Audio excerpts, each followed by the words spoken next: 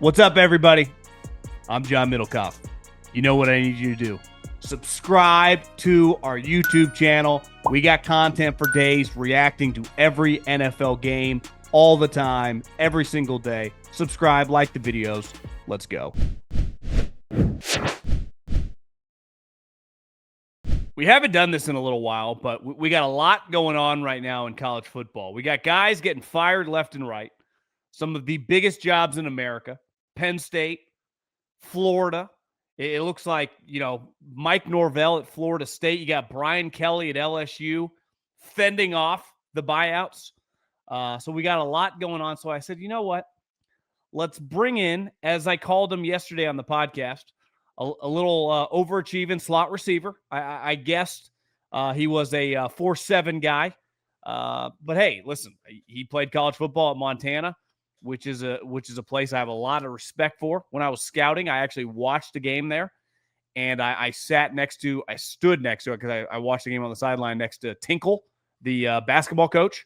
Who then went to Oregon State. The guy was awesome. I mean, we just ended up talking football. He took Oregon State to the Final Four probably 7-8 years ago. He was really cool. But that's awesome place. So let's bring in. He used to be intern Jackson. Now he's just producer Jackson. What's up, bro? How you doing? Hey, I'm doing great. Repping the Montana Grizzlies, not the Montana Pandas, according to the Sacramento State president. But yeah, so much going on in college football in terms of the hot seats, in terms of coaching. You've been covering college football for a while. Like, is there ever been really quick though? Did we get a verified 40 for you? 4.76, I think was my best. Which I don't know. You're an NFL scout. I don't know how much. What round I would get drafted in. I know my stats weren't great in college. Didn't even see the field in college, but a 4.75, but ran a 3.9 in the what is it, the 5.10.5 shuttle, which I got that agile, I got the hands, I can't really run the go route, but 3rd and 5, you need something. I got you. I mean, Keenan Allen, if you remember, at Cal had kind of messed up his knee or something, refused to run the 40, and then kind of did a week before the combine. I think if we time Keenan Allen, especially at this age, he's probably 4.8 guy. Listen, if you work the middle of the field, you do not need to be Justin Jefferson there on the outside. So it's about toughness, it's about willingness, and it's about really just kind of getting open in short areas. Just get open, catch the ball. That's all that matters. I mean, you're not getting open on Derek Stingley or anything. No, hell no. I think I could maybe get open on Jalen Ramsey though. That's probably the one corner. I don't think you're getting off the line. I'm gonna red flag that one. He's like, timeout. No, you're a little too cocky there. I would bet a lot of money that if we had, let's say, 20 reps, and you lined up, and he got to press you, you would not get 2 feet off the line of scrimmage. What is the average play? 4 to 6 seconds. So I'd get probably 3 seconds to get off the ball. Maybe 2 seconds. Jalen Ramsey's also, I mean, what are you, 5'10", 5'11"? Yeah, 5'10". Yeah. Jalen Ramsey's 6'2". He's long arms. He's tough. You no chance. 0. There might be some guys that you could do that against. He would not be one of them. Fair. He's probably a borderline Hall of Famer who's one of the more physical corners. He is, but he's getting older. I mean, I guess it's tough to guard some of these receivers. Who do you have to guard the other night? And he got torched. Yeah, Jamar Chase. I mean, what are we talking? What an intro to the. But speaking of people with no chance, let's dive into it. Coaching chaos, a bunch of college football. Got burning 6-pack questions. College football. Let's get into it. Speaking of some guys that are now on the hot seat, never thought Billy Napier was going to get fired. You thought he was going to get fired last year. They kept him another year. They beat Mississippi State. Big man pick. The players are rallying around him. You think, hey, maybe he lives to see another week. He gets fired. So first question, hot seat watch. Who's going to be next? Hugh Freeze's name's thrown around. Mike Norvell at Florida State. Brian Kelly. Luke Fickell. What in your mind? Who's on the hot seat next to get fired in this college football carousel? Well, I was watching the pregame for Ole Miss. Maybe it was on social media. It might have been on TV, and it was Lane Kiffin a couple hours before the game walking out when they were playing Georgia. And Jimmy Sexton is a hard guy to miss. I mean, he's his body shape is pretty distinct. and he obviously is the most powerful man in college football. And I think one thing that he's done, because he represents anyone who makes any decent size of money, is he's made this pretty complicated. And firing guys like Brian Kelly, for example, when Brian Kelly signed his contract, 4 years ago, it was fully guaranteed like $95 million. So it's just really difficult to fire him. Same thing with Mike Norvell. I think it's over $50 million. Now, I had to tap out on Saturday. Like, I'm not going to watch Florida State, Stanford. But when I woke up and saw that when I went to bed, I was looking on my phone and it was like, I don't know, 13-6 or maybe it was the final score. Maybe it was going into the second half. And I was pretty shell-shocked when I woke up and they had lost. So it's like, you can't lose to Stanford if you're Florida State, but can they afford to pay him $50+ million? Because I saw Urban Meyer say this the other day, it's not just firing the guy to go away, even if you can pay him incrementally over the course of like 5 years. If you're Florida State, you want to hire the next, Brian Kelly, Lincoln Riley, whoever. I mean, that guy costs a lot of money. And I just think this stuff's really, really complicated. The Hugh Freeze, they're losing these crazy games. Like, they're a good example. Like, they're not that bad. Like, Florida State's worse than Auburn. Like, I watch Auburn play. Like, they're in these games with Georgia. They're in this game with Mizzou. They're losing in overtime. The place is rocking. They're losing to Stanford. So you could argue Florida, like Mike Norvell, back-to-back years. They haven't won an ACC game in 2 years, right? 2 years. Yeah, and the ACC is not that good. It's not like, hey, look who they're losing to. I mean, Stanford just fired their coach 6 months ago. Stanford's terrible. So I don't know. I mean, I would guess Hugh Freeze. I think a lot of people assume Brian Kelly, but I'm actually not that confident. I saw T-Bob, who works for Barstool now, but he used to have a show here on the Volume with Aaron Murray. He's a big LSU guy, right? Played at LSU. And he kind of went on this rant, like, whatever happened to, hey, Brian, we're paying you $95 million. How about you figure this out? We've seen you win 10, 11, 12 games. This is not like we treat it like you cut a guy in training camp. Like, just get rid of him. It's not that easy. And listen, maybe Brian Kelly is not clearly Nick Saban or Urban Meyer, but like, how is he worse now than he was at Notre Dame when it should be way easier to get way sweeter players in at Notre Dame or into LSU? And how's his offensive line so bad? Like, that's like what he hung his offensive line running game. And you watch it LSU, like, what is going on? So I would guess he gets more time. I would say obviously Hugh Freeze and those other two guys, like, it wouldn't shock me at all if they survived just based on money. James Frankllin had been there 11 years. It's not I think we talk about James Frankllin like he got fired overnight. He had been there a long time, right? He took the job back when Bill O'Brien got hired at the Texans. Today's show is brought to you by our new presenting sponsor, Hard Rock Bet. The Hard Rock Bet Sportsbook now has new promos every single day. We talk a lot of football on 3 and Out, but there's always something to bet. We got the World Series, baby. Week 8 kicks off later this week as well. But if you haven't tried your first bet on Hard Rock Bet, there's still time for you to get $150 in bonus bets if you win. Just place a $5 bet, and if it hits, you get not only your winnings, but $150 in extra bonus bets. If you're already betting on the Hard Rock Bet Sportsbook app, you know what that means. Wednesdays are the last day to use your legendary rewards drops. Open up the app today. You could have a bonus bet, or who knows what's in there. More drops every Thursday. The rewards and promos are nonstop, baby. Mike Norvell is interesting because you mentioned the $50 million. I think his buyout's actually $76 million. I think it's like one of the highest buyouts, and the entire staff as a whole is $100 million. But you watch Florida State, and to your point about Auburn's at least live in these games. They have NFL talent, Keldrick Felk, Cam Coleman, Eric Singleton. They got guys on either side. But Auburn, like LSU, their offensive linemen are horrible. And they also have been poorly recruited at the quarterback position. Jackson Arnold holding onto the ball probably longer than anybody on earth. He's probably still holding onto the ball as we speak in the pocket. And to his credit, the offensive line's been horrible. But I agree with you. I think Hugh Freeze is kind of the same situation as Billy Napier, where if you're Auburn, okay, yes, the referees are helping you out a little bit. But if we go through the same cycle once again with all this talent that we've invested in the portal or invested in high school recruiting, Like, what if next year for Auburn they have the same exact type of, pattern or same type of like problems or issues going on? Then they're in the situation with Florida where we're like, oh shit, like we're screwed.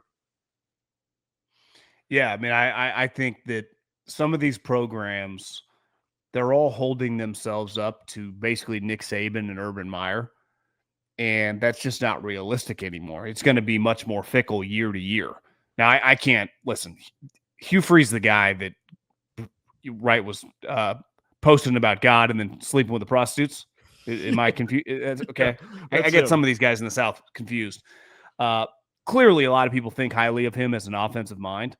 Right, that's his thing. Right, he's an offensive quote unquote guru. Just like Brian Kelly is a offensive line running game guru. Like that's kind of what they hung their hat on, and it's not working. I think that's where that you have these concerns. But Hugh's also like battling cancer or something. A lot going on there. I just think you miss on these quarterbacks. Look at Mike Norvell. He's basically treated Florida State like the Washington, back when they were the Redskins with Daniel Snyder, used to treat free agency. They thought they could just buy a team. And that's not really how football works. Like when you look at Nick Saban's great teams or Urban Meyer's great teams, it was pretty organic. Even Ohio State, like last year, most of those guys were homegrown guys. Now, the transfer portal, you definitely can supplement, add a guy here or there. But like the best teams in the country, like how many guys at Oregon are guys they recruited? At Georgia, a lot of these are homegrown guys. And I think just buying your whole team is not going to work. Look at Lane last year. Wasn't he called the transfer portal king? And it didn't work. Texas Tech's a good example. Like obviously their roster is pretty loaded individually, like position by position. They're spending $28 million. They bought their whole team. They got into a little adversity on the road and they kind of crumbled. Now, maybe that would happen anyway if you had a homegrown team, but I do think you can't just pass up recruiting like the old school way of recruiting high school kids. And Hugh Freeze is a good example. Like he signed Jackson Arnold, and I think they gave him millions of dollars, which pretty nuts. And same with Florida State. They signed Bill O'Brien's. I don't want to say trash. I mean, he was a decent player for him, but didn't he kind of like quit on the team? They benched him. Like, it isn't one of the big stories right now coming out of Florida State is guys have tuned him out. Well, of course, they showed up like 6 months ago. You think you're tuning out Kirby Smart or Ryan Day or these? They've known you since you were like 15 years old. You have a strong relationship with them. And I think sometimes the transfer portal, when you just try to buy a team at that level, right? Some teams don't have a choice. But like when you are viewing yourself as a top 5, top 10 program, I think it can really bite you in the ass. And I think that's what Dabo would say. Now, Dabo can't even beat SMU anymore, so he's got bigger problems. But I do think there's got to be some balance. I would, if I were the top programs, I would spend so much time on high school recruiting and then try to supplement a couple guys here and there. And no, it gets very risky very fast. And they hit, I think one of the issues for Norvell, he hit home runs with like 3 guys, right? Jared Verse from Albany. Fisk, I think, was from like Wake Forest, and Keon Coleman was from Michigan State. And those 3 guys are, high-end starters in the NFL. Well, Keon Coleman still got some work to do, but he was a high draft pick for a reason. And they've just tried to find that again, and it just doesn't really work. Yeah, and I think for Jordan Travis, he stayed homegrown. So they had success from a guy that's been in the program for a couple of years and that learned and developed, where Auburn and Florida State, you're kind of taking a chance on film, but you don't know if the cohesion's going to be there. You don't know if he's going to play up to the standard. And even with Arnold, you knew he was bad at Oklahoma. And I guess Bo Nix was bad at Auburn, but with Will Stein and what Dan Lanning was built and what they had built around him, the transition was easy. But with Jackson Arnold, it just hasn't. And that's where I think for Auburn fans are kind of puzzled and they're confused. And they're like, why is this happening again? It's like, I could have told you that in the offseason when you signed Jackson Arnold. So I think you're right. I think another coach, what do you make of Brian Kelly? Because they're kind of stuck in this $10 million extension. And I think his issue is he needs to adapt to, I know you had Josh Payton talking about he needs to adapt to the Louisiana culture and maybe needs to change things internally, but he's kind of one of those egotistic guys. I mean, you see the Notre Dame helmet in the back. He wanted it his way. He doesn't want to do it any other way because he thinks his way is the only way. And last year they spent a lot of money, number one portal class, all this returning production, and they got a home game against Texas A&M. They're going to have a bunch of angry Cajun fans. They lose that game, and you got at Alabama, you got at Oklahoma moving on. You're 8-4, 7-5. It's like, do we have that conversation for LSU? But like, who do you go out and get? Do you try to change internally? That situation seems like more of a blunder than all the other situations. Well, I think I do support the Louisiana contingent that many people would say can be a little crazy. It's one thing if Alabama's better than you, and it's one thing if Georgia's better than you, because when Brian Kelly arrived, those programs were better than him. Vanderbilt has now passed LSU. I mean, they kicked the shit out of them. I watched every snap of that game. The final score did not indicate what I watched. Pavia was running all over them. Their offensive line, I saw, was it Gruden or Baldy or someone posted some clips. Their offensive line was destroying LSU. Now, it turns out I think they got some high-end offensive linemen, but still. And if Lane passed LSU like 2 years ago. So it's like we've been passed by Ole Miss, and now we're passed by Vanderbilt. What are we doing? Because obviously Alabama and Georgia are ahead of us. So that's a problem. And I don't know if LSU play Texas this year. Obviously, Texas is a better program. You would say big picture, once they get this art situation figured out. So I think if you're LSU, you go, how did this happen? Even if, when Brian was hired, it's like, well, is he actually a national championship winning coach? And I think you could obviously have had that argument, though I think the games he lost when he was at Notre Dame to Alabama, like they have a better team. But what he did at Notre Dame was pretty impressive. And now what he's doing at LSU is kind of the opposite. It feels like it's getting worse. And I don't know if he's hired the wrong coaches, because at the end of the day, he's a CEO head coach, right? He's not like, in theory, it feels like the offense is his baby, but like whoever his offensive coordinator is has the juice. And obviously defensively, he is very beholden to whoever that guy is. And for the most part, his hire at defensive coordinator the last 2 years was good.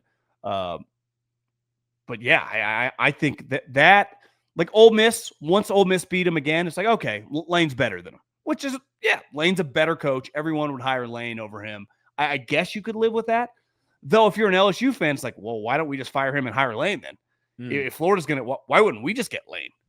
And who knows? Maybe Lane would not be interested in LSU. It's like, he'll just go to Florida or nothing, or go to, school like that. Maybe he wants to Miami, Florida State, would rather be in that state than Louisiana. But once Vanderbilt and Clark Lee are working you, that to me is like, I can't, if I was a fan, I wouldn't even be able to take him seriously anymore. And A&M last year, now this game's in Louisiana, but remember that was like, I remember watching that here right behind me on the couch, and LSU was kicking their ass. I was like, God, Nussmeier, this guy looks like the number one pick. Second half, I think Marcel Reed came into the game, and I don't think LSU's ever recovered from that game. They haven't quite, because for that half, you're like, LSU's really good. And then ever since, it's just, I mean, are they going to end up going 8-4? Because that's what it feels like, 7-5. And it's like you go back-to-back years, and even the year you had Jaden with those two wide receivers, like you went 9-3. Like you look back, you're like, how did LSU bat on defense? That's what doesn't make sense. They always have defensive linemen. They always have DBs. Name drop. I sent John Schneider a text, just like, man, your team, you're crushing it. And then he's like, yeah, we got that. The Houston defense is no joke. I'm like, yeah, Stingley's pretty good. I mean, that guy, Will Anderson's pretty good. But that's like when I think Bama, LSU, I think Will Anderson, Stingley. I'm watching LSU. It's like, where are your where are your impact guys? And you just wonder, like, does he not have a great feel for, I don't know. Clearly something's off. There's no disputing that. It's just not working, right? Like James Franklin didn't work because, like, something about him in the big games, right? But no one ever argued like his team was loaded, right? It's like that guy could recruit. And it's why if Auburn hires him, if Florida hires him, like the team will be loaded. It's just like in game. The thing with Brian Kelly, it's like, what's he going to be like recruiting these kids down in the SEC? And you're just watching, you're like, something's off. I'm not trying to pretend like I'm Rivals.com #1 user here, but I watch enough football to know, like, I know what SEC guys look like. and he's been lapped by, Clark Lee and that GM of his in Vanderbilt. Like if you had to buy, like if you were just program X and you could have anyone, you wouldn't even hesitate going in on those guys over Brian Kelly and his operation, which would have been unheard of to say out loud like 3 years ago. We should have known that Brian Kelly was going to go downhill when he faked that Southern accent at that pep rally, or when he was dancing with that recruit. Like, I feel like once you saw that, we should have known it was going downhill for LSU. I mean, yeah, I do think you have to do cheesy shit though in recruiting. Like, you do. I'm not as bothered by TikToks and stuff to kind of like get those high school recruits and stuff. But I don't know. He's kind of older. But to your point with their defensive issues, I think A&M is going to beat them again. And I think LSU fans are going to be livid because just like last year with A&M and Marcel Reed, the game that basically exposed their defense, Blake Baker can't stop a mobile quarterback. And they paid him as the highest paid assistant in college football. You saw what Diego Pavia did to them last week. They couldn't get the defense off the field. They just had 11-minute drives against LSU. That same thing's going to happen. And to kind of turn the perspective a little bit, as we get into Florida and Penn State, they're kind of looking for their next head coach to have a quick turnaround. A guy that's been talked about in these discussions that's going to face off against LSU is Mike Elko. What Mike Elko's done in year 2 at A&M, if he goes into Brian Kelly in Death Valley and beats them, and they're undefeated, they're one game away last year from the SEC championship, and they're in prime position again to make the SEC championship in a playoff spot in year 2, that's, if I'm an LSU fan, I'd be pretty pissed off. The fact that A&M, and sure they have more money, but the LSU brand, I would think in the SEC would be a lot higher than what Texas A&M is. And maybe we need to change our perspective. I mean, we've always said pre-NIL, A&M was like a sleeping giant, right? It was like, this could be something. I always thought that on a lower level, like, how is Fresno State good and San Diego State sucks? Like, how could Pat Hill, Jim Sweeney, Jeff Tedford, all these guys build this NFL program in Fresno, yet San Diego State is a laughingstock? And on a higher level, it was always like A&M. And now that you can pay players, I mean, look at Tech and A&M. Like, those guys, if you were Elko or Joey McGuire, why would you leave either one of those jobs? Like, what do you need? What budget do you need to pay the players? What do you need? Blank check. It's like, I don't think LSU has that. So, yeah, I mean, I think there's a chance A&M blows them out. Wins by 20-plus points. Then all of a sudden you're like, what the fuck are we doing? The problem is, financially, it does feel like ultimately the Bama conversation just kind of died because it's like, oh, yeah, Kalen DeBoer, weird game, Alabama. Everyone was right to freak out. Like, that was a weird game, but he's an ass kicker. And I saw you see they're like making fun of the sweatshirt now because forever it was like he didn't dress up and Saban did, and now he's kicking ass and everyone loves a sweatshirt. And all you got to do in the SEC, it's the thing I love about it the most. The Big Ten is there's other stuff at play sometimes, right? The way you act, talk about academics. It's just the universities operate a little differently, right? There is an intellectual arrogance to Michigan, to Washington, to UCLA. In the SEC, no one gives a shit about anything, about wins and losses. Now, ideally, Saban's the best example. He was like presidential, and he was also like the greatest coach of all time. But you can be like Lane Kiffin, shirt off with a couple babes, hot yoga, if you win 11 games. That's all they care about. So, like, you talk about the accent, the TikTok. If Brian Kelly was winning 11 games in the SEC champ, no one would care. No one would care. Like Billy Napier, he just sucked. Like, I looked at his record today at the gym the other day, and they put up like the 3 coaches. It's like Dan Mullen and Jim McElwain. Like, those guys were kind of having some success. And then he just started losing. Like, he didn't get fired because he's a bad guy, because he's a weirdo, because he couldn't. It's just because he didn't win enough. And I think it's the SEC is the closest thing to the NFL that way. Nothing else matters besides wins and losses. And I would throw like Florida State kind of is like that too. It's why there are people. I mean, if money wasn't an issue, Mike Norvell would have been fired a couple days ago. Hell, he might have been fired like 2 weeks ago. But money is an issue now for some of these programs. And in fairness, it's a lot of money. I mean, pay a guy $50, $60, $70 million to go away is pretty insane. I mean, no one in the NFL has ever been paid that much to leave, beside a player.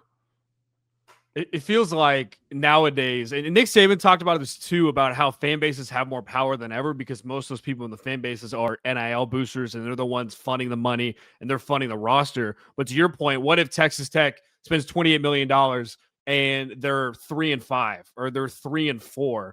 Texas Tech would be going at Joey McGuire like they're going at Brian Kelly. Like he'd be done. He'd be done. Yeah. So how do you, I mean, it's like the scientific like experiment we're seeing right now in college football. And we'll get into like this next question about, is Florida or Penn State a better job? And that kind of like is in a line of what I was talking about, how both fan bases are pissed off. They want to win because both have, especially Florida, DJ Lagway, they're a sweet running back, 2 stud freshman 5-star wide receivers you invest all this money in. You don't get a lot of wins, then players get angry. You don't play for the head coach, they transfer. So my question to you for the second one is Florida or Penn State a better job? And then kind of talk about who are some intriguing candidates to you for both positions. Well, let's just talk about like forever. Part of the reason a guy would go from San Diego State to Michigan, right? Or Urban Meyer, Utah to Florida. Or when I was at Fresno State, Pat Hill would interview for Pac-12 jobs because you got a huge race, right?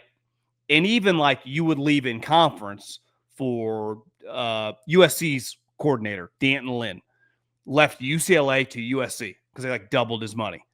Well, all the top jobs, at least the top, let's say 10, 15, 20 jobs, pay a ton. Like Lane Kiffin makes $10, $11 million, right? Cignetti just got paid $11 million. So there is no difference of pay for Lane Kiffin or Brian Kelly or Marcus Freeman to move around. So money now has no factor, especially if they're like, we're willing to pay your staff, we're willing to pay, your roster. The money at the top guys is relatively even. So it's much more about like, what are the expectations? I'd argue Penn State is much worse than Florida just based on, James Franklin's been winning 10, 11 games. He's been in the top 10, it feels like, most years.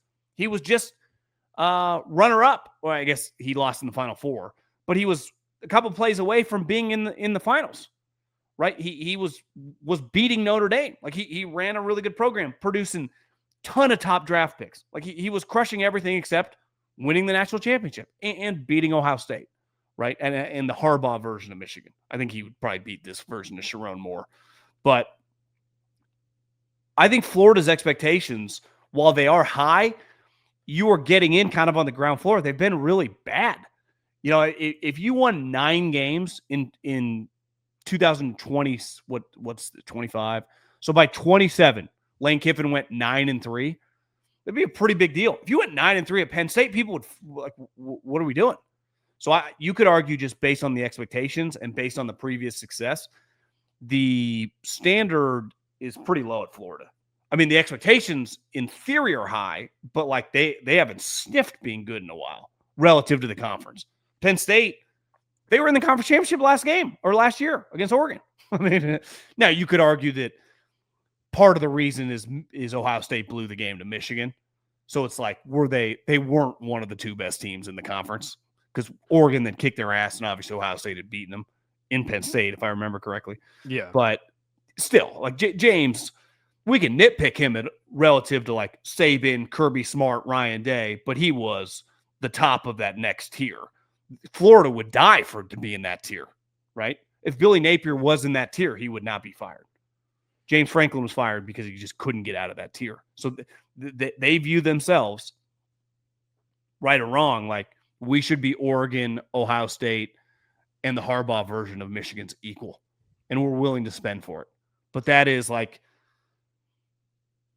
I'm trying to think, let's say Matt Rule or Cignetti had gone there. Like your expectations would be like, you should be in the Final Four every year. And I don't, it's hard.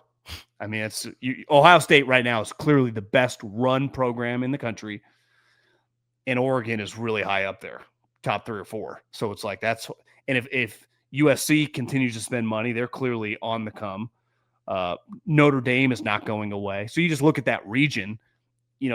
I don't know if Sharon Moore's good enough or not, but if he's not, they'll replace him with someone sweet. So it's really, really hard. I'd argue Florida is dramatically better job than Penn State based on all that factor. So you're pretty set on Florida going after Lane Kiffin. Penn State's interesting because you mentioned Matt Rule. Obviously, he wanted to go for Cignetti. He signed that extension. I think the most intriguing part about all this coaching movement and stuff is the guys that are out their alma maters. Like Clark Lee's name's thrown out a lot. Brent Key's name's thrown out a lot. And I've been looking back. There's not a lot of – maybe today there's more money than ever in college football, but there hasn't really been a guy that's left his alma mater for a bigger job. Like, do you think that could happen out of all these other jobs? Or you think Penn State's just – I feel like Penn State's just going to hire some random person because I feel like they're going to go after all these people. And you and me have talked over and over about this with the calendar of the playoff schedule. Most of the top coaches that you can maybe poach at of those lower tier, the Vanderbilts, the Georgia Techs, or even if you're Florida this weekend, you're hoping Ole Miss loses so they don't make the playoff. Like that whole situation with the early signing day and the portal window being in January, it just seems like a blunder and kind of like a disadvantage for the Penn States and the Floridas if they want to go after and poach those coaches. And I think part of it, like if you hired Clark Lee and Brent Key are bad examples because it'd be pretty impressive what they've done. But Matt Rule is a good example. It's like, well, why is Matt Rule any different than James Franklin? And if anything, it's like, where is Matt Rule proven that he can recruit at the level of James Franklin? So it's going to be very hard for Penn State to make a hire and be like, this is incredible, right? You could have said it's Cignetti, and I would say it'd be hard to not be excited if Penn State had pulled off hiring Cignetti. But yeah, I mean, I listen, I think sometimes we talk about the, like where you went to school and coaching there, like part of it for Clark Lee and Brent Key, like that was the best job they could get at the time. There obviously is connection, but that was, if you're 40, 45 years old, that's 20, 25 years ago. So the guy, like most of the people that were there when you are long gone, and most of these coaches, beside like Pat Fitzgerald or Mike Gundy, have bounced around. Right. I bet if I don't know where else Clark Lee is coached, but he had probably been at a bunch of different places before he comes back. It's a very nomadic profession. Plus, I think that like we have seen a lot of examples of if it starts going the other way, they will fire you immediately. You know, Cliff Kingsbury, see ya. Pat Fitzgerald, who liked Northwestern more than any human ever. You know, things got a little weird with the hazing thing, and they fired him without hesitation. So I think it's kind of a cutthroat job. You know, these coaches, you got to be very conditionally loyal because it can change. There aren't many Nick Sabans or Bobby Bowdens, you know, or the kind of the rope Kirby Smart has. Things just get weird, and you become a product of your own success and the expectations that you created. You see Dabo battling with this. Now, in fairness, like Dabo watching your team is pretty terrible. Like it's like, what are we supposed to say?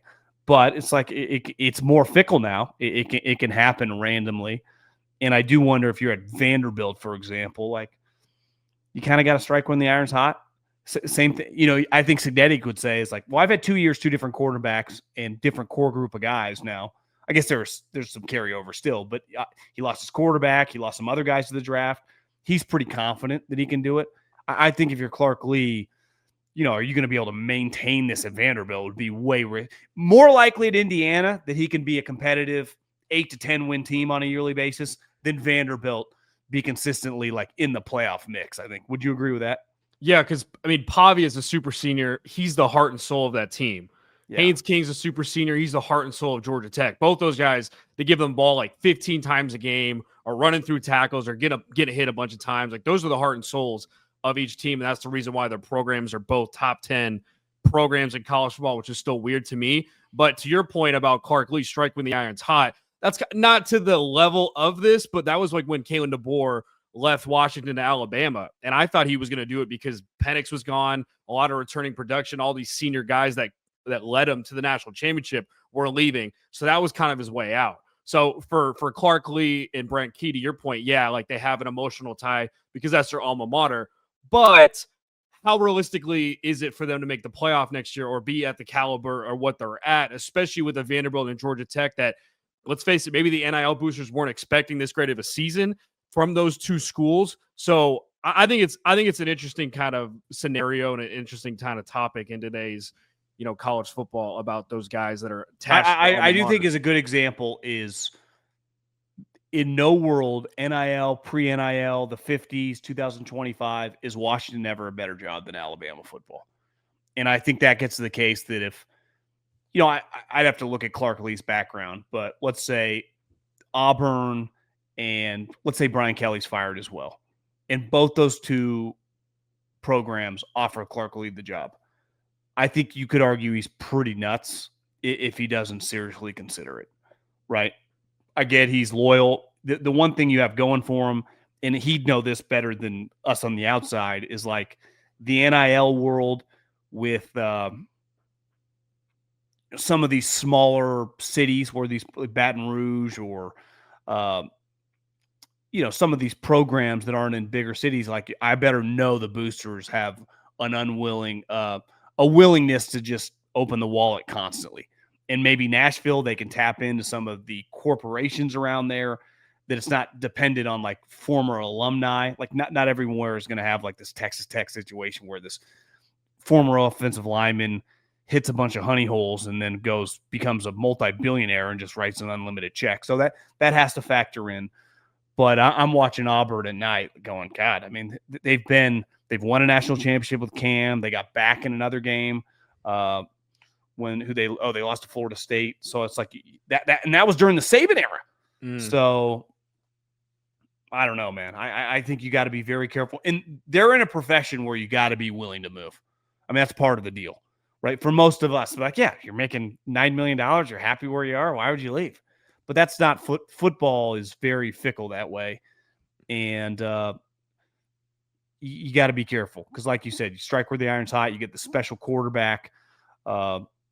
Maybe I would say this year for Vanderbilt, they're like beating and playing against good teams. It's not like they're just beating up on Mississippi State every week. I mean, they were right there with Bama for most of that game. They just worked LSU.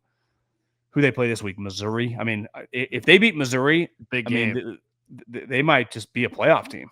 That'd be impressive. Yeah, I think Mizzou, Vanderbilt, you're right. Whoever wins that game is going to be in a good position for the college football playoff. Like, that's a good example is Eli, right? Like, he's another guy. How good is Missouri, right? Relative to some of these other jobs. Like, if Lane turns it down and they offer him the job, like you can't turn down Florida for Missouri.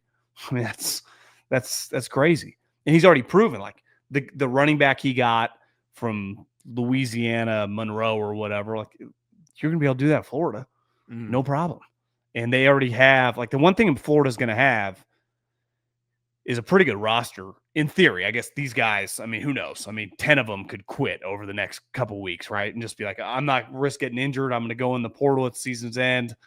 So it's a little more fickle now. I've seen a lot of people like the Andy Staples of the world, like, this roster's loaded. Well, yeah, today. I mean, who these guys, I can't imagine the DMs for Florida's starting defense, what it looks like. Their phones. Like, I mean, the text they're getting from Kirby, from Lane, like these guys, from Ryan Day, their staffs. I mean, they are, how many guys at Florida would start all over the country? I mean, they have to be inundated with people fucking hitting them up, making them offers starting December 1st or whatever. You talked about Eli Drinkwitz. Would he be kind of the question I have for you? What coaches are wild cards to either get fired or to leave for another job? Him being one, I know we talked about before. It's been a little quiet because they haven't been in the primetime light. Dabo is still interesting because the fan base obviously still angry at him for a disappointing season. And maybe he's fed up with it and says, I want to go to Arkansas, or maybe Florida poaches in, or maybe Penn State. Or there's some other wild card coaches that you got your eye on that are like, okay, like maybe they could go somewhere else. See, the problem is I would have said like 3 weeks ago that like Dabo should already be working to go to Florida. If they announced in a month that Dabo Swinney was the head coach at Florida, that he just worked something out with Clemson, they could let him out of his contract, I feel like Florida fans would not be happy, which is crazy, but they would go, what the hell's been going on with this guy the last couple of years? So I think part of that, and I wonder how much these ADs and these boosters worry about the reaction, right? You could argue if you're Florida, the only guy you could hire to get like universal excitement would be Lane Kiffin. Because if you ended up with Dabo, if you ended up Eli Drinkwitz is really impressive. I don't know if like and could be a home run hire, but are people doing cartwheels down the street if that's announced? James Franklin. What if Florida just announced tomorrow, we've hired James Franklin? I feel like the reaction on their Reddit boards would be like, what? Even though they would die to be what James Franklin has done. That's a huge part of college football is there aren't many guys you can hire that aren't named like Nick Saban or Urban Meyer that aren't getting you universal excitement. And just because you get universal excitement, we saw with Lincoln Riley when they hired him from Oklahoma at USC, they couldn't have been happier. And 4 years later, they're like, what is going on? I think Brian Kelly's a pretty good example. When LSU hired him, people were excited, but it was like conditional excitement, kind of excited, kind of uneasy, but like, oh, this should work. He's pretty solid. So they turned on him really quick.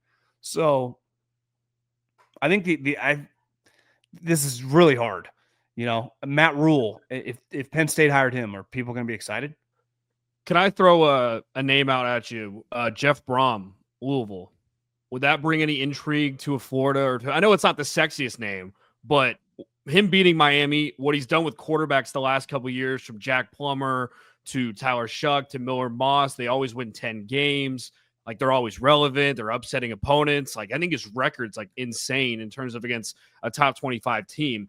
But he's another guy in that equation, in that circle of the Brent Keys, of the Clark Lees that are former alma mater guys. So would it be tough for him to leave? I have no idea. A lot of these guys that talk about their alma maters are like Kenny Dillingham. Kenny Dillingham says he's not going to leave. I believe him, but I also could see him go on and go to Penn State with just the amount of money that he offers and how would that, change his coaching career. But what do you make of like Jeff Brohm? I would say Jeff Brohm historically is exactly the guy that a good program and a good AD would want to hire. He's 54 years old. He's been a head coach now since 2014 at Western Kentucky, 8-5, 12-2, 10-3. Then he goes to Purdue, which I think we'd all agree is not a good program. His last year at Purdue, he was 8-5. The year before that, he was 9-4.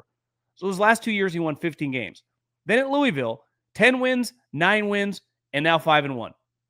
He is a former NFL quarterback, right? He was undrafted guy in the 90s, played in the NFL off and on as like a backup third stringer for a long time. He's a quarterback guy. He's an offensive guy. Kind of just kicked Miami's ass. Wasn't Miami coming off a bye? Yeah. After beating Florida State. Yeah. Dominated him. So I don't think, listen, he's not like, it feels like Lane's in his own little island of being the sexy hire. No one else feels sexy. And that doesn't matter in the pros. It does matter a little bit. Like when John Schneider hired Mike McDonald. It's kind of boring. He's not going to give you great sound bites. A lot of NFL coaches are not like Dan Campbell. They're pretty boring hires. Brian Schottenheimer, people are like, what's up with this idiot? College, it's a lot about pizzazz. And, when Auburn hired Hugh Freeze, and I'm not saying that's the right thing, but it does kind of matter. And I think Jeff Brohm 20 years ago with his resume, I think we'd be talking about him like he's the number one coaching candidate, not named Lane Kiffin, on the market. But it does feel like he's kind of an afterthought. Like if I'm Penn State, I think I'd be all over him. I mean, he's worked in the conference, had success. He's worked at a little school, and now he's at Louisville. I think he'd be a no-brainer. I like Brohm. But I think if I said, hey, Penn State has hired Jeff Brohm, do you think people would be happy at Penn State? Probably not at first, but I think because he's a kind of a sneaky, underrated guy in terms of the transfer portal. Like I think Penn State should be all over him. I mean, looking at his resume, I agree. And maybe they are. Maybe they end up hiring him. I'd hire Jeff Brohm before I hired Matt Rule. Yeah. He's not an outspoken guy like Matt Rule is. Matt Rule's got a podcast, and he's definitely got like the image of, to your point earlier, talking about Brian Kelly and having to do kind of those cheesy things. That's what Matt Rule will do, and it works. But he also is the same guy that lost to Minnesota on a Friday night, where that same Friday night, Brom's beating Miami. Number 2 Miami, what you and me talked about as one of the most complete teams in college football. Now you look back at Miami and you got question marks. And now Miami might not even make the ACC championship game because of that game with Louisville. Speaking of another guy that got fired, James Franklin, we talked about him earlier. Do you think James Franklin will land a head coaching job in 2026? Do you think he'll aim at, we mentioned Florida, but realistically, Arkansas is available, Oklahoma State, Virginia Tech, UCLA, Stanford. What does your crystal ball say about a guy like James Franklin? I think I'd be hard-pressed if I was him, and he just said on game day that he wants to keep coaching, like right now. Like he's ready to win. He's like, we plan on winning national championships. Like, James, let's just pump down the hyperbolic talk a little bit. You're good. You're going to get paid a lot of money, but you haven't sniffed a championship, even in your own conference. I guess he won the Big Ten, back 2016. I can't, you bring up Oklahoma State and Virginia Tech. If I'm James Franklin, there's no way. I wouldn't even fathom taking one of those jobs. I've seen his name in the mix for UCLA. If you're James Franklin, you're going to UCLA after coaching Penn State. Like, to me, it's got to be like Auburn would make some sense. Arkansas, if they financially back him, would make some sense. I think the SEC jobs, if I was him, I'd be all over Florida. I think if you're Florida, you have your sights set on, because I've heard some people say this, is like, James Franklin's a former wide receiver, offensive guy, and his offenses kind of suck. Now, he's ultimately he's more like a Sirianni. Like, it's not like he's calling the plays, but like the offense should be his baby. He's actually recruited really well on defense. You watch on offense, you're like, where are the wide receivers on this team? So it's his offense. He actually is probably more suited to go to like Auburn or Arkansas and build that type team. He actually builds SEC level teams. Now, the SEC's changed a little bit these last couple of years. You watch Georgia, Ole Miss, that looked like a Big 12 game. But my guess would be Auburn, Arkansas, like those schools would be out. Now, I don't know if he'd take those jobs. He's getting paid so much money. But I couldn't. If I was him, there's no way I could take the Oklahoma State. I think the Oklahoma State job is one of the worst jobs in the country. Virginia Tech starting to feel that way as well. And when my guy Tim Skipper beats Indiana on Saturday, they're just going to have to offer him a contract. That's what UCLA has to do, right? You can't back away from what you're seeing with Skipper and Neuheisel together. Just pay them both. Hey, here's your checks, and just run with it with UCLA. But to your point about James Franklin, what would a job like? Because he's been in the Big Ten. It seems like if he's a guy that wants to get back into winning, it would be the ACC. And Florida State fans are probably going to be upset about it, but a guy like James Franklin would come in and relatively would at least beat Stanford, would at least beat SMU, would at least beat Pitt, and all these teams that Mike Norvell is leaving. So I guess to James Franklin's credit, if an SEC job wouldn't be available, a Florida State would be intriguing. But again, that's another fan base that's pretty upset right now. The last couple of years, that program just looks dead. Also, his next contract is mitigated by what they owe him. So you could pay him $4 million and they got to cover the other $5 million or whatever. So you could actually get James Franklin in theory for a little cheaper. You can say, hey, we'll pay you a little less. We'll let Penn State cover some of it, and we'll use some of that money to buy your coordinators, to buy your GM, to use toward your roster. So it's actually a pretty big advantage for him. He's getting his money no matter what as a $9-10 million coach. But Penn State can foot some of that bill. It happens a ton in the NFL, right? I can get a coordinator for half price because another team's paying part of it. I have to pay him a threshold, right? I can't pay him $100,000 and they pay the other 9.5. But yeah, I think I would guess Auburn, Arkansas. If you tell me Florida State became available, I could see him being all over that as well, because they kind of like, Bobby Bowden. They like a big recruiter. And I don't know much about Mike Norvell. Besides, a couple years ago, I thought he was good. Clearly, it's just not going well. You can't be losing these games. They lack talent. That's at this point in time. Where a couple years ago, they were stacked. And I think that's part of the transfer portal, And I think James Franklin, most of their star players, like Tyler Warren, Abdul Carter, Saquon Barkley, Micah Parsons, homegrown guys. The 49ers safety, Jair Brown. They have a bunch of dudes all over the league that are just the two running backs, homegrown. You could argue he needed to supplement a little more with the wide receivers, but he definitely can identify. It's like Saban and Kirby's great strength and Ryan Day, high school kids. Because then if they like you, they'll stay for 3 years. I think he's got good relationships and good rapport with his players too. And I know people will kind of, at the end of the day, we're all human. You look at a record against his AP top 25 or AP top 10, not great, but the players respect him. He'll go out and drive. I think you saw a video a couple years ago that he drove to Chop Robinson's draft party and then drove to another guy that was getting drafted. I think it was Olu Fashanu's draft party on the same day. So I get it. Like, his record stinks, but I think he could be adaptable at other programs, to your point. But I want to go back and talk way preseason. You made a bold prediction on this very show, the only show. Subscribe, road to 100K. Jon Gruden, you said, would be a head coach in 2026. And now with a lot of jobs opening up, it looks like a guy that not a lot of people are talking about, because a lot of people's focus is in on college guys that are currently coaching. But do you still feel as if Gruden will be a college head coach even more now than he did in the preseason? And then what are some jobs that you think would be perfect for Gruden?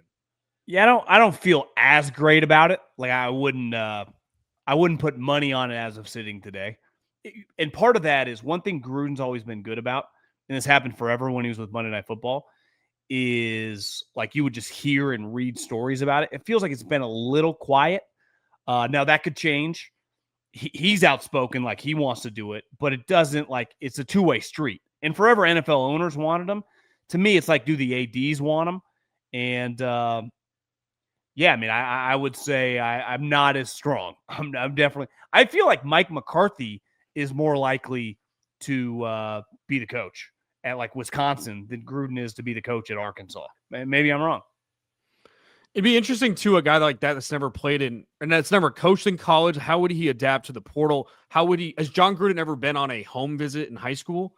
Like, those little things to me, where I would love to see Gruden in Arkansas. I think he'd bring a lot of he'd bring a lot of vibes. Walmart, Tyson, they've got a lot of NIL boosters behind him. But in terms of like the logistics side and college football being an everlasting cycle, I wonder how he would adapt to the college football space. You don't have to go in as many homes anymore. Fair. That's part of it. Zoom, but, you know, I don't think Deion Sanders ever been in a home. I actually think he'd be fine doing that. I think it'd be a natural skill for him. He's got such a great personality. Yeah, I mean, I that to me, I wonder if that's a little overrated, where it used to matter more with the money aspect of just like sitting down with the grandparents talking about life. I still do believe that matters, though. You know, I think Kirby Smart's doing it. Ryan Day's doing it. You don't have to do it as many guys.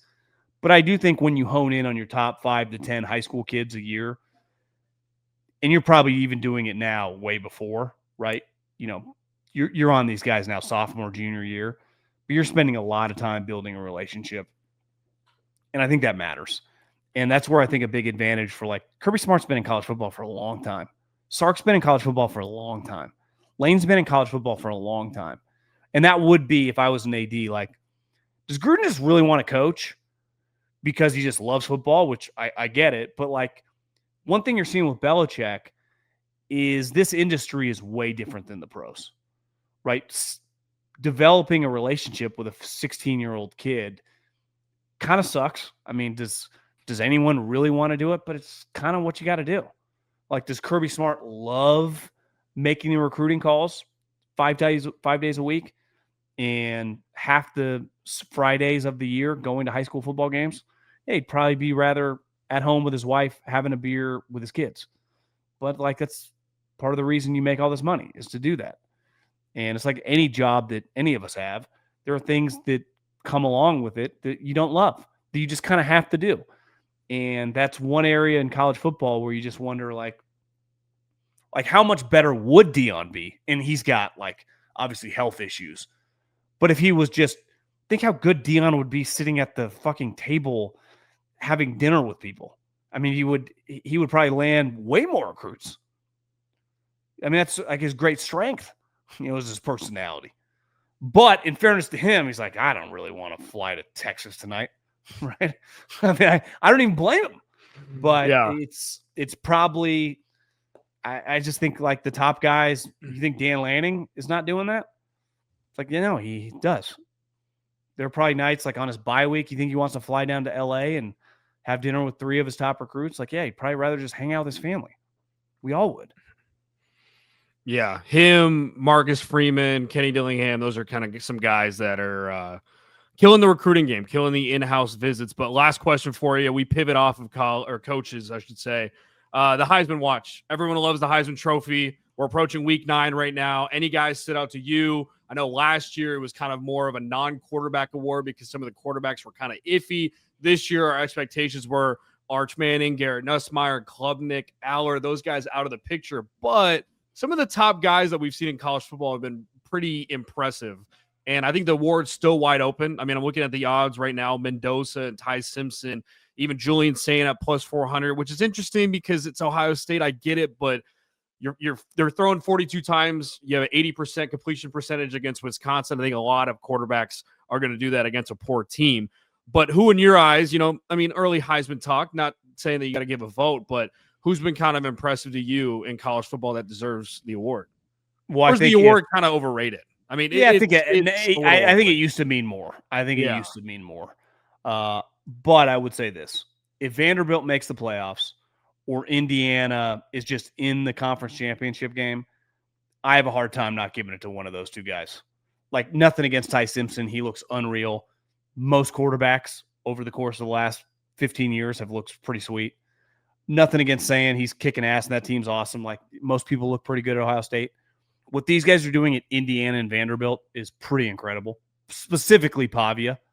Like, because now we have 2 straight years. Rourke turns out he had torn ACL by the end of the year, but he was good. Like, their offense was good, right? He was throwing those back. Like, Cignetti's a good offensive coach. But it does feel like they've gone up a level, and clearly Mendoza is a better player. I mean, he's like a high-end draft pick. And I had a buddy who's a scout at the game against Oregon, and he's like, listen, that interception was bad, but he bounced right back. That was like really impressive in that environment, in that place. And you watch Pavia just making play after play.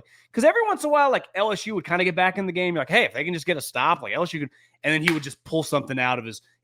Honestly, it was Johnny Manziel. It's the closest thing we've seen to Johnny Manziel. Because it's like, what is he doing? He would get, if we were voting today, I would vote for Diego Pavia. Now, you get a couple more games, you lose, don't play well. He does that again against Missouri. I think he's going to win. I mean, if he just keeps playing like he's been playing. Because even against Alabama, I thought he was good.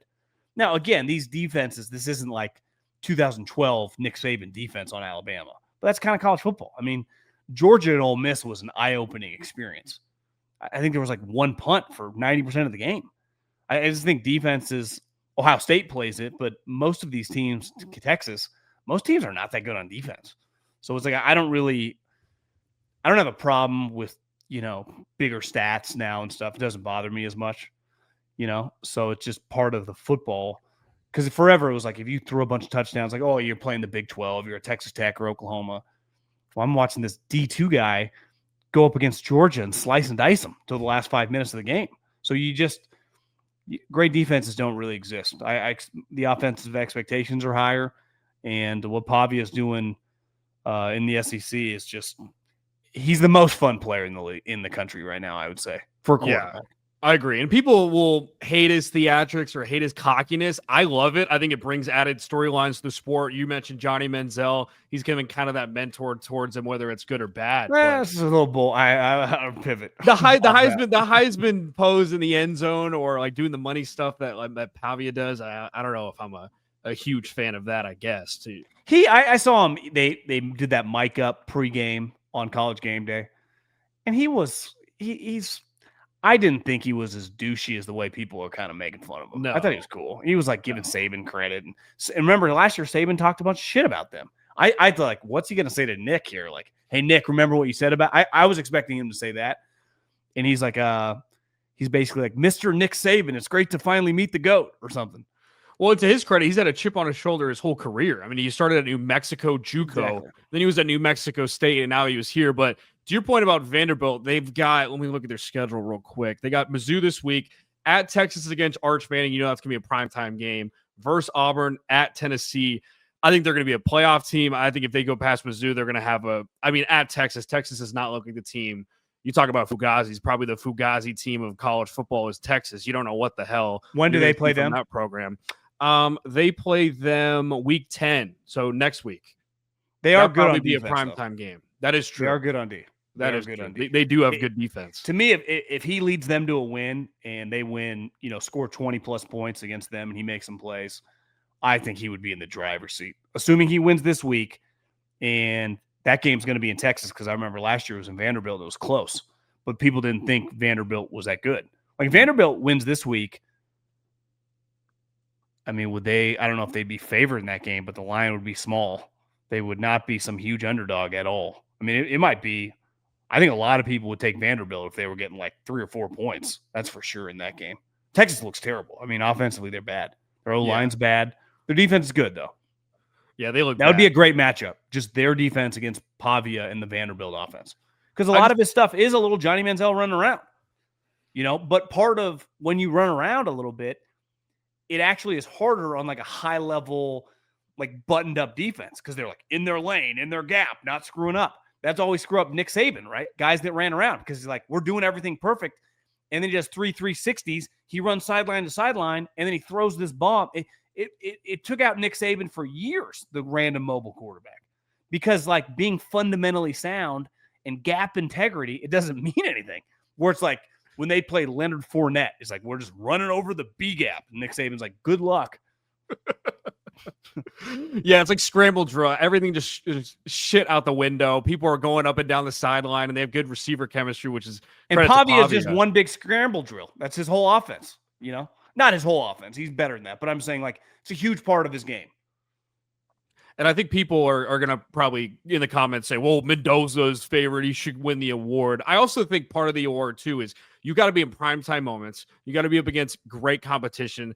Penn State stinks because that would have been a good game. I'm sure Big Noon Kickoff would have been there. Maybe they still will be there at Penn State and Indiana. I'm sure they go back and forth between there and Ohio State. They're like Ohio State's home TV station, it seems like. But I think Ty Simpson would be the only other guy that can compete with Pavia just because of what he's done with Alabama. He's been the answer. He was the question heading into this year for an Alabama team that was loaded. We knew the receivers are going to come back. They came into board in year 2, kind of under that, spotlight that they had. But the loss with Florida State wasn't his fault. And he just continues to get better week after week.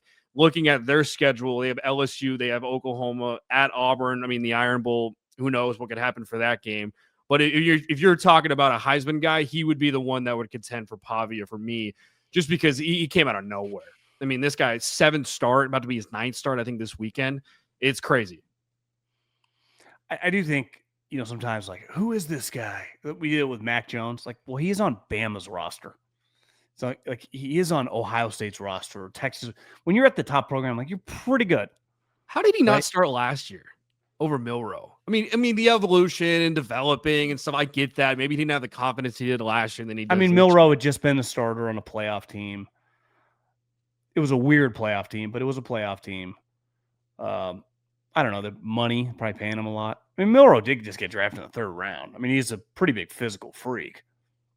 Completion percentage can be a little hit or miss, but can't throw a slant to save his life. Yeah. He can run, he can throw bombs. I mean, that pass against Auburn was pretty legendary moment. Oh. Now Isaiah Bond's playing for the Browns. He's his receiver 3 now. Wow. Crazy how that came to be. You went undrafted. I forgot about that. Well, I mean, part of the reason is because the girl said that he did that, and then he claimed he didn't, and then he got off. / didn't happen. Because what round would he got drafted? Like the 2nd? He had a disappointing year at Texas, so maybe. But like I'm saying, but he ran well. He did, yeah. He's physically a freak. Yeah, I mean the Browns. Again, some of these guys are completely innocent. Judkins, Bond, a lot of weird stuff though happens to their guys. It's all. Again, I'm not saying they're guilty by any means. The one D tackle Hall did, put a gun to his fiance and miss some games last year. So again, this is yikes. They the standard for their character be a little hit or miss. See, that's why I haven't found a girl or you yet. can say they're open-minded. They give people the benefit of the doubt. I don't know. So I'm trying to wait for a girl right now. I'm trying to wait. I don't want to get in a situation like that where the volume or 3 and out's calling and say a he said, she said type of situation. We don't want the Browns over here at 3 and out. No, we're pretty open-minded too, though. I mean, we don't rush to judgment here. No, we let the process play out. I'm not the court system, the judicial system. So it's like I do put it on you to make good decisions though with ladies. I gotta ask for some advice. But last question for you before we wrap this up. I gotta ask a personal question. How's the baby, man? How are you feeling? How are you locked into a football season? And she's due in February, right? January. How are you processing that? Are you reading dad books? Are you listening to podcasts? Like, how does that work as someone that's about to be a new dad? You realize the disconnect. They have this human growing in them. And it's, this kid's starting to kick and moving nonstop. And you're just sitting here living your life completely normal. Yet that thing couldn't exist without you. Yet during the 9 months, you don't bring that much to the table. And from what I've heard, I don't think once it comes out, you don't bring that much to the table either early on. So it's kind of a weird experience that way. She is very connected because, again, this thing is growing in her stomach, kicking, moving, and I just live like I lived 5 years ago. Football's on, talk about it, read an ad, work on the next topic we're going to talk about. What are we going to talk about next Wednesday, Tuesday? Stuckey, what are my picks? Yet her life has dramatically changed. So, yeah, I mean, I not much reading, just kind of keeping my fingers crossed. We signed up for some CPR classes. One thing I'm big on is I would say the first several months, I would not feel comfortable being alone. Just someone's life is in my hands to, even after the CPR class, which I think, I don't know if it's like legally mandatory, but most people take it. I don't know, because if something weird happens, but you just realize this person's life is, if you're ever just, if she leaves, even if the baby's like 6 months, like it's something bad happens, it's on me to figure it out. Like you got to turn into like an EMT, meet SEAL Team 6. I mean, it's just feels a lot of pressure. So it's more heavy on her right now. And then, it probably falls into my world once the baby is out and about, but it's the connection she has with the young man is just, it's a powerful thing. I mean, it's just, she just has this thing in her, it's crazy. That's so nuts. I think the weird part too, wow. I mean, obviously I got a long ways, hopefully, God willing, I'm not having a baby soon, but I always wonder when they cry and you can identify what type of cry the baby has. Crying for food, crying for mom, crying for, obviously you're going to figure that out hopefully sooner than later, but yeah, I mean, we'll try. That's I need my sleep. That's what we're already kind of looking at that. It's, you got to help. But part of being a podcaster, right? It's one of those things where I need my head open, my energy, my creative juices. So it's we're gonna have to figure out the sleep schedule. I'm keeping my fingers crossed. Hopefully he's just a good sleeper, nice 8-10 hours at night. And we all just get well rested and we have a smile on our face, though I've heard that's not really the way it works. So I don't know. We'll see. We're taking this journey and full speed ahead. And yeah, hopefully he's successful young man. And hopefully the NFL gets rid of those Monday night doubleheaders. That'll help you out too with your sleep schedule. He won't like that crap. That's ridiculous. What are we doing? 10 o'clock at night. It's crazy. I feel I always thought living on the East Coast was kind of crazy, but I don't know how Robert Saleh has 7-8 kids. How's that even possible? Like how Philip Rivers was 17. Yeah. Well, he's coaching. You're right. He's coaching in the NFL. It just seems pretty. It's just crazy. I don't know how people do it. Who knows? Maybe when he pops out, you want another one. Maybe it's just kind of an addiction to making That's more true. Life, having more kids, having more baby. Like when you have a dog, you get another dog, and you get a third dog, or you want a dog after that dog passes. Could happen. Yeah, definitely could. I think 2's like the new 5. Because when I was a kid, a lot of people had like 4 or 5 kids. Maybe not a lot, but you just knew a lot of people, 3 kids or 4 kids. I would say most of my friends, I'm 40, my brother's 35. Most people like in my friend group, his friend group that have children, it does feel like it's pretty shocking when you meet someone with 3 children. It's not because people don't like their kids or what. It's just obviously really expensive. Well, also, my son has more clothes. He doesn't even exist yet in terms of like the real world, still inside, than I probably had through my first 5 years of life already at the house. That's crazy. And these kids are just, they're styling and profiling. I see some pictures of me from like 1988. I mean, every human being I knew we all just kind of wore the same clothes. We had a couple tank tops, a t-shirt, and a jacket, one pair of shoes. Even like through high school, looking back, I didn't even feel like I had that many clothes. A couple collared shirts, a couple like football, Blue Devil football shirts, maybe like a San Francisco Giants shirt. I mean, my closet was not very big. I mean, I see some of these little kids' closets. I'm not including my son. It's insane how many clothes they have. Maybe it's just Instagram, TikTok. I don't know. It's wild. And they're not doing much. They're just laying down, crying, they don't even exactly. That's it. It's not like they're going on a walk or anything. Like they're just staying in the house, nothing. Staying with mom and dad. Can't even walk for like the first year plus. That's amazing. I can't wait. Okay, Jackson. Good talking some college football with you. Have a great day. And go Irish. I'll see you soon. Go Irish.